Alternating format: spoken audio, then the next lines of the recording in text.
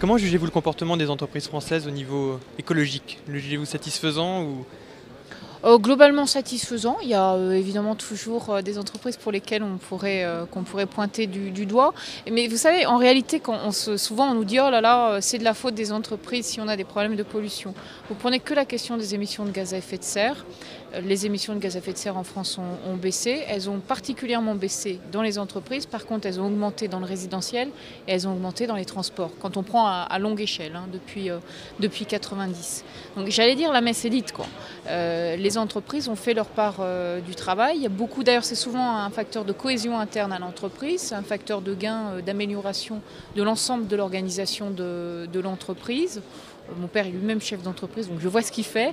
Parce que parfois on a l'impression parfois que l'étiquette verte c'est plus un atout de communication qu'un réel engagement.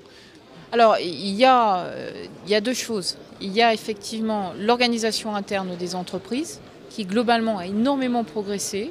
Et puis ensuite, il y a la communication verte, l'argument vert dans la publicité.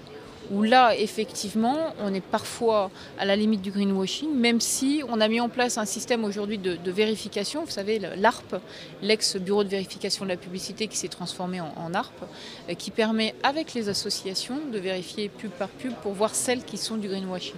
C'est assez complexe, c'est assez difficile.